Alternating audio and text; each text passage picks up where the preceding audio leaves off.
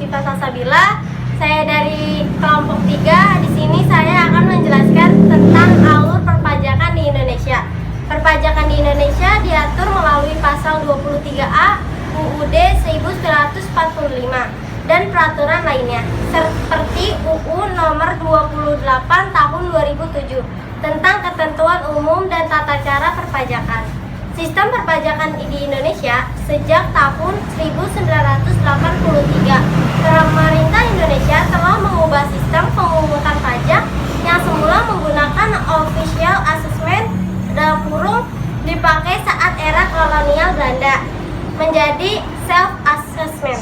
Terima kasih. Assalamualaikum warahmatullahi wabarakatuh. Perkenalkan, nama saya Tika Aurelia Putri dari kelas 11 IPS 3 kelompok 3.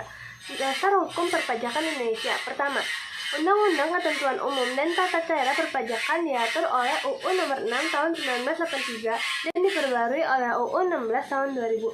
Yang kedua, Undang-Undang Pajak Penghasilan yang diatur dalam UU Nomor 7 Tahun 1983 dan diperbarui oleh UU Nomor 17 Tahun 2000. Yang ketiga, Undang-Undang Pajak Pertambahan Nilai dan Pajak Penjualan yang diatur oleh UU Nomor 8 Tahun 1983 dan diganti oleh UU Nomor 18 Tahun 2000. Yang keempat, Undang-Undang Penagihan Pajak dan Surat Paksa yang diatur dalam UU Nomor 19 Tahun 1997 dan diganti menjadi UU Nomor 19 Tahun 2000. Yang kelima, Undang-Undang Pengadilan Pajak yang diatur dalam UU Nomor 14 Tahun 2002.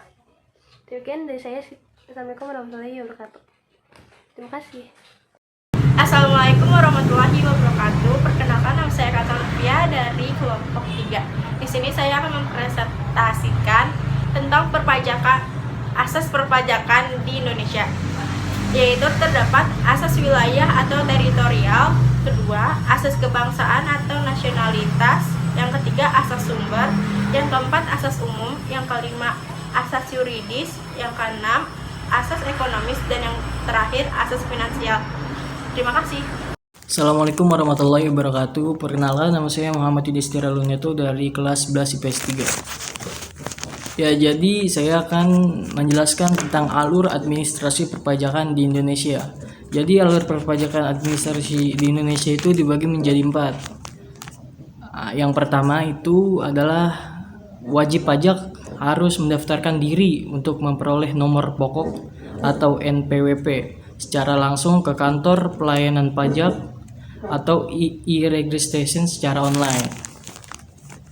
Yang kedua, setelah terdaftar, wajib pajak harus menghitung jumlah pajak yang terutang dan segera membayarnya ke bank atau ke kantor pos. Ya, yang ketiga, wajib pajak harus mengisi surat SPT dan melaporkannya secara langsung ke kantor pelayanan pajak. Dan yang terakhir, setelah menyerahkan surat SPT yang sudah diisi, wajib pajak akan mendapatkan tanda terima penyampaian SPT tersebut. Ya, jadi itu alur administrasi perpajakan di Indonesia. Mungkin itu saja yang bisa saya sampaikan, kurang lebihnya mohon maaf. Terima kasih. Wassalamualaikum warahmatullahi wabarakatuh. Perkenalkan, nama saya Fia Sabila Putri dari kelompok 3. Saya akan memperhatikan alur pembayaran pajak dan manfaatnya. Yang pertama, subjek pajak yang sudah memenuhi syarat subjek dan objek harus mendaftarkan diri ke KPP untuk mendapatkan nomor pokok wajib pajak NPWP. Yang kedua, kemudian wajib pajak menghitung sendiri besarnya pajak dan membayar pajak tersebut ke bank dengan menggunakan surat setoran pajak SSP.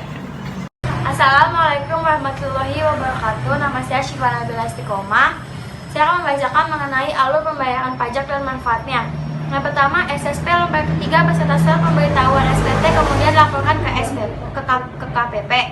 Yang kedua, kemudian atas uang pajak tersebut masuk ke rekening pemerintah dengan persetujuan DPR. Uang pajak tersebut digunakan untuk melaksanakan pembangunan dan membiayai kegiatan pemerintah. Sekian dari kelompok kami. Wassalamualaikum warahmatullahi wabarakatuh.